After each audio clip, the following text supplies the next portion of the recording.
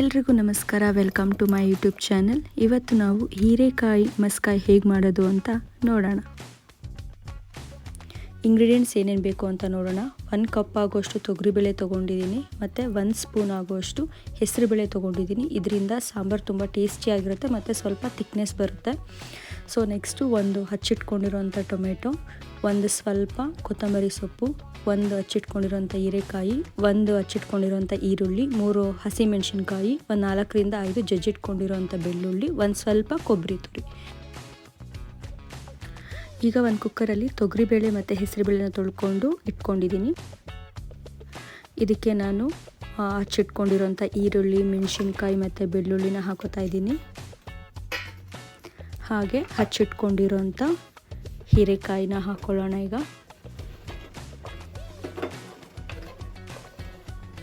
ಹಚ್ಚಿಟ್ಕೊಂಡಿರೋಂಥ tomato. So ಇದೆಲ್ಲ ತರಕಾರಿ ಬೇಯಲಿಕ್ಕೆ ನಮಗೆ ಎಷ್ಟು ಬೇಕೋ ಅಷ್ಟು ನಾನು ನೀರನ್ನು ಹಾಕೋತಾ ಇದ್ದೀನಿ. ರುಚಿಗೆ ತಕ್ಕಷ್ಟು ಸ್ವಲ್ಪ ಉಪ್ಪು, 1 ಟೀ ಸ್ಪೂನಷ್ಟು ಎಣ್ಣೆ ಹಾಕೋತಾ ಇದ್ದೀನಿ,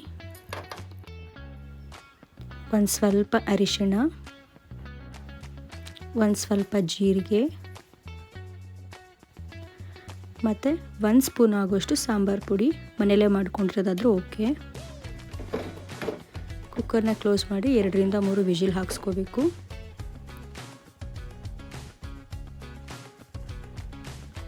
ಕುಕ್ಕರ್ ಲಿಡ್ ಓಪನ್ ಮಾಡಿದ್ಮೇಲೆ ಈ ಥರ ನೀಟಾಗಿ ಇದನ್ನು ಸ್ಲೋ ಆಗಿ ಮಸ್ಕೋಬೇಕು.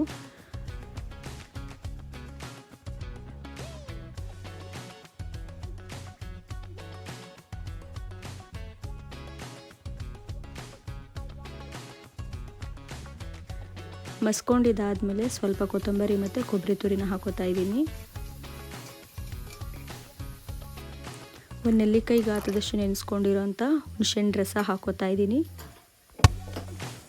ಇದೆಲ್ಲ ಹಾಕಿದ್ಮೇಲೆ ಸ್ವಲ್ಪ ಸಾಂಬಾರು ಕುದಿ ಬರಬೇಕು. ಕುದಿ ಬಂದಮೇಲೆ ಸಾಂಬಾರು ರೆಡಿ ಇದೆ ಅಂತ. ಇವಾಗ ನೀವು ನೋಡ್ತಾ ಇದ್ದೀರಾ, ಸಾಂಬಾರು ರೆಡಿ ಆಗಿದೆ. ಇದನ್ನು ನೀವು ಬಿಸಿ ಬಿಸಿ ಅನ್ನ ಅಥವಾ ಮುದ್ದೆ ಜೊತೆ ತಿಂದರೆ ಸಖತ್ತಾಗಿರುತ್ತೆ. ಟ್ರೈ ಮಾಡಿ ಹೇಗಿತ್ತು ಅಂತ ಕಾಮೆಂಟ್ ಬಾಕ್ಸ್ನಲ್ಲಿ ತಿಳಿಸಿ. Thank you.